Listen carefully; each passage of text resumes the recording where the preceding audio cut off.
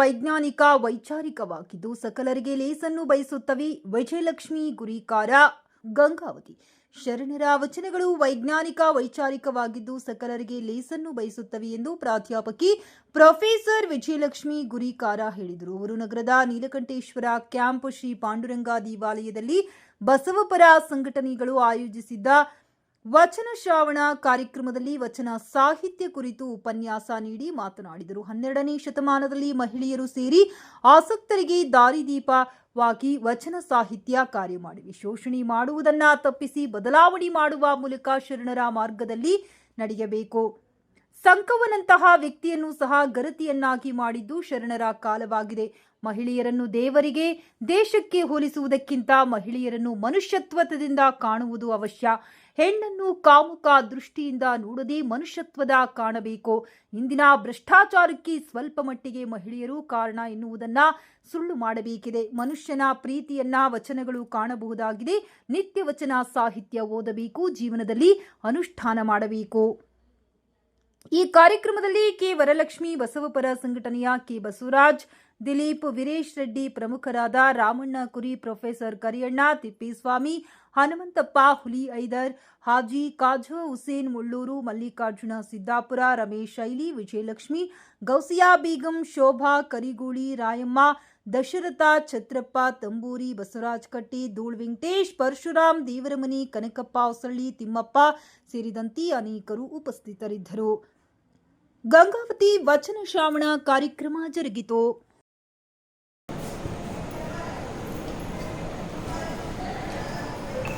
ನಾನು ಇವತ್ತಿನ ದಿನ ನಿರ್ವಚನ ಮಾಡೋದಕ್ಕೆ ಆಯ್ಕೆ ಮಾಡಿಕೊಂಡಿರುವಂತ ವಚನ ಸತ್ಯಕ್ಕ ಅವರದು, ಶರಣೆ ಸತ್ಯಕ್ಕ ಅವರದು. ಮೊದಲೇ ಇದ್ದು ಸಾಹಿತ್ಯದ ಪ್ರಸಾರ, ವಚನ ಸಾಹಿತ್ಯದ ಪ್ರಸಾರ ಯಾವತ್ತೂ ನಡೆಯುವಂತಾಗಲಿ,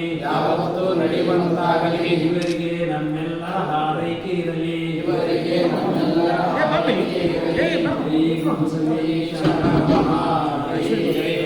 ಓಂ ಶ್ರೀ ಗುರು ಬಸವಲಿಂಗಾಯ ನಮಃ. ಓಂ ಶ್ರೀ ಗುರು ಬಸವಲಿಂಗಾಯ. ಲಿಂಗ ಸರ್ ನೀವು ಹೋಗ್ರಿ. ಅದು ಇನ್ನೊಂದು ಅನುಭವ ಶುರುವಾಗಿದೆ ಅಂದ್ರೆ ಇವತ್ತು ಹಿಂದಿನ ಕಾರ್ಯಕ್ರಮ ಆಯ್ತು ಇಲ್ಲಾಂದ್ರೆ ಇನ್ನೊಂದ್ಸರಿ ಸರ್ ಅವರು ಹಾಕಿರೋ ಕಾಂಪ್ಲೆಕ್ಸ್ ಅನ್ನ ಮತ್ತೆ ಕನ್ಫರ್ಮ್ ಮಾಡ್ಕೊಂಡೆ. ನಾನು ಮತ್ತೆ ಇನ್ನೊಂದು ದಿನ ಇತ್ತೇನೋ ನಾಳೆ ಕನ್ಫ್ಯೂಸ್ ಮಾಡ್ಕೊಂಡ್ಬಿಟ್ಟೇನೋ ಅಂತ ಫೋನ್ ಮಾಡಿದೆ ನಾನು. ಸರ್ ಅಪ್ಪಾಜಿ ಇವತ್ತು ಕಾರ್ಯಕ್ರಮ ಇದ್ರಾ ಇಲ್ಲ ಅಂತೇಳಿ, ಇಲ್ಲಮ್ಮ ಐತೆ ಅಂದ್ರು ಅಂತೆ. ಒಬ್ರು ಪದ ಮಾಡಿದ್ರೆ ನಾನು ರೆಡಿ ಕೂತ್ಕೊಂಡಿದ್ದೆ ಅಂತ ಹೇಳಿದೆ.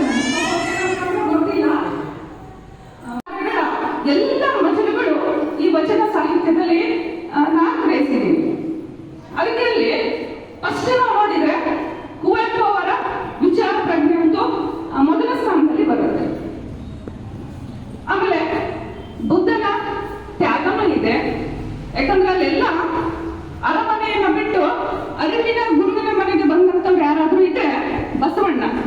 ನಿಮ್ಮಂತರ ಆಗಿದ್ರೆ ಒಂದಿಷ್ಟು ದುಡ್ಡಿನ ಸವಲತ್ತು, ಒಂದಿಷ್ಟು ಅಧಿಕಾರ ಇದ್ಬಿಟ್ರೆ ಆರಾಮ್ ಇದ್ಬಿಡೋಣ, ಇನ್ನೇನಿದೆ ಜೀವನದಲ್ಲಿ ಅಂತ ಅನ್ಕೊ ತಯಾರು ಮಾಡ್ಬಿಟ್ಟಾರ. ಒಂದು ಸ್ವಲ್ಪ ಓದಕ್ ಬಂದಿದ್ದ ಸೈನ್ ಮಾಡ್ತಾರ, ಓದಕ್ ಬಂದಿಲ್ಲ ಅಂದ್ರೆ ಒಂದು ಬಿಟ್ಟಾಗ ಬಂದ್ಬಿಡ್ತಾರೆ. ಇಷ್ಟಕ್ಕೆ ಸೀಮಿತಗೊಳ್ತಾರ.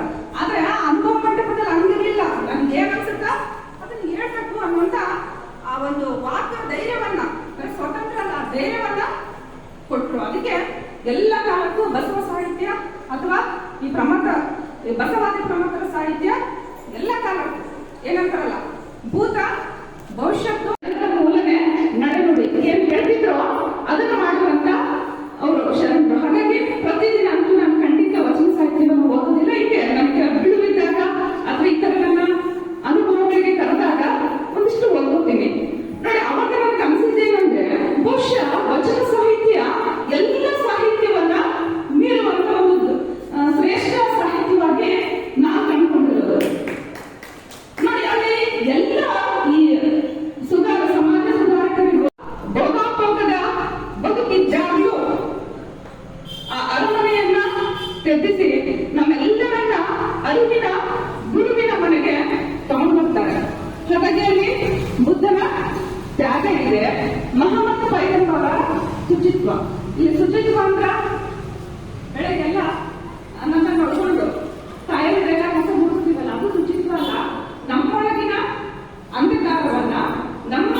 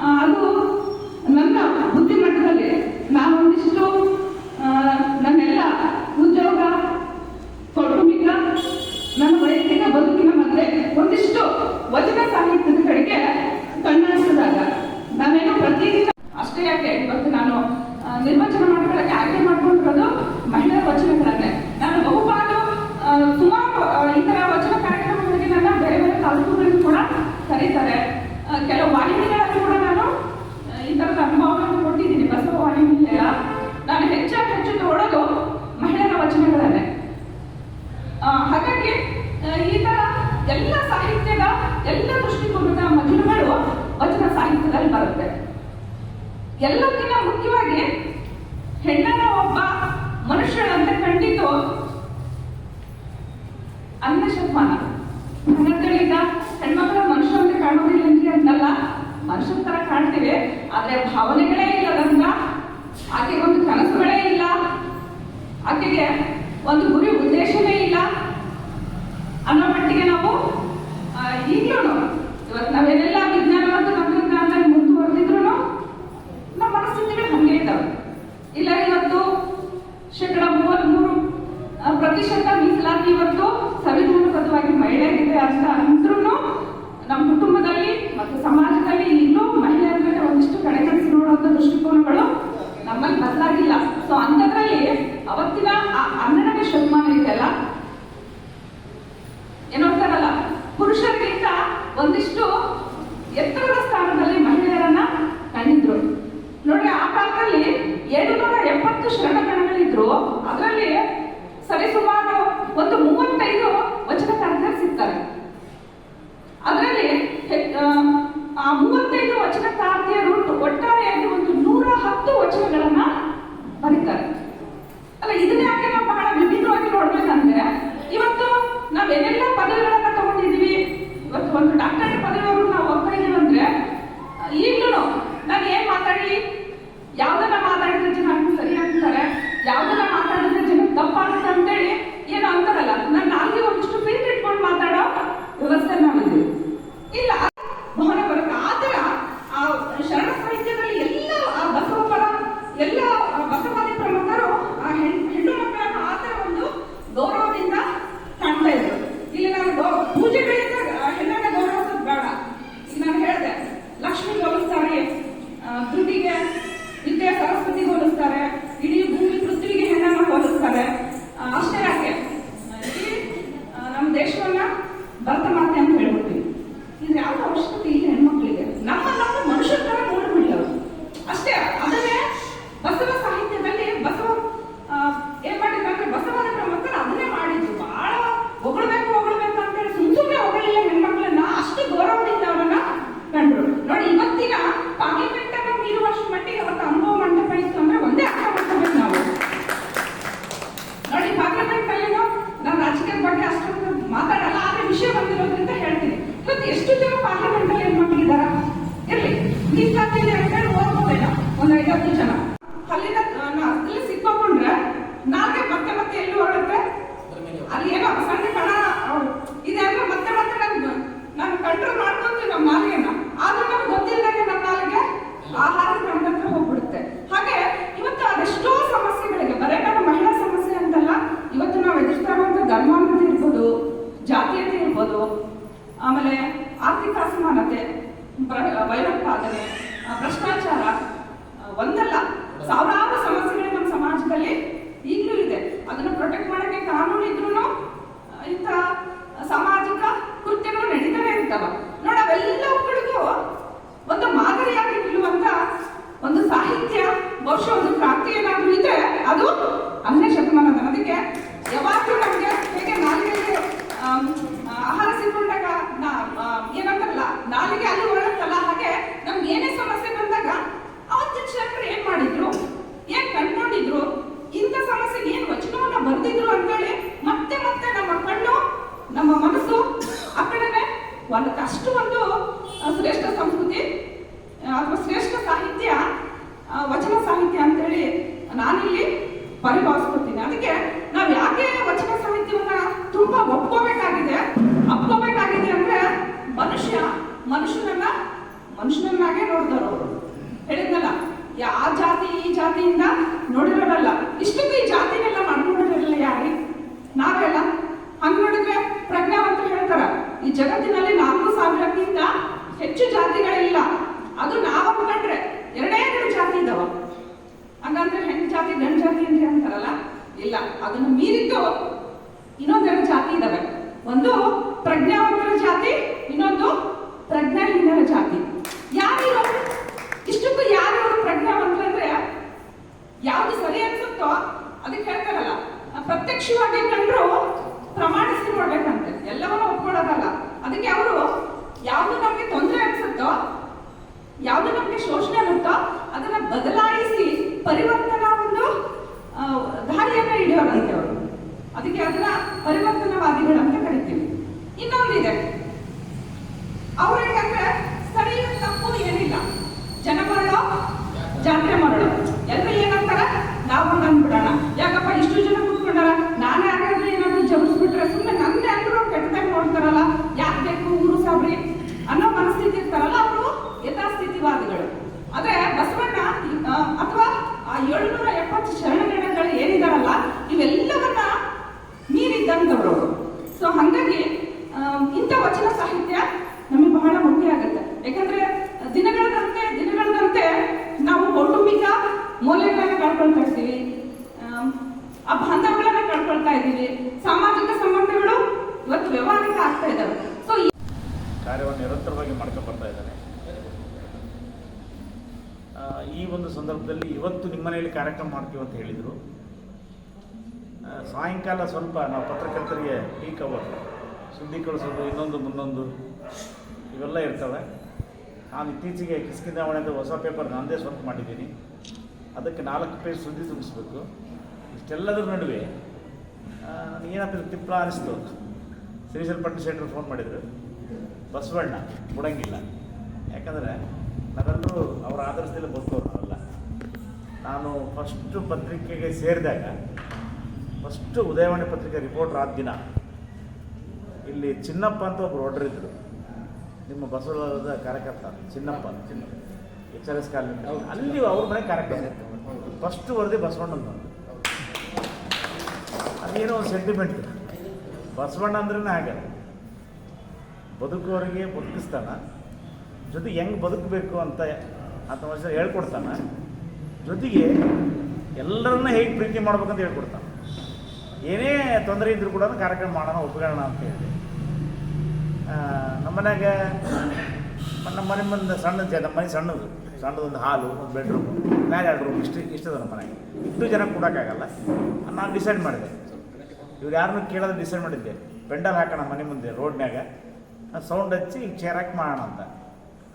ನನ್ನ ಮಗ ಪವನ್ ಕುಮಾರ್ ನಿನ್ನೆ ವೆದರ್ ರಿಪೋರ್ಟ್ ನೋಡಪ್ಪ ಅಂದೆ. ನಿನ್ನೆ ಮತ್ತು ಇವತ್ತು ಮಳೆ ಐತಪ್ಪ, ರೇನ್ ಬರೋ ಸಂಭವ ಐತೆ ಅಂತ ವೆದರ್ ರಿಪೋರ್ಟ್ ತೋರಿಸ್ತು. ಮತ್ತೆ ಕಾರ್ಯಕ್ರಮ ಅಸ್ತವ್ಯಸ್ತ ಆಗುತ್ತೆ ಅಂತ. ಅದು ಕೊನೆಗೆ ನಾನು ಪಟ್ಟಶೆಟ್ಟರಿಗೆ ಫೋನ್ ಮಾಡಿ, ಹಿಂಗೈತಿ ದೇವಸ್ಥಾನ ಮಾಡೋದು ನಡೀತದ ಅಂದೆ.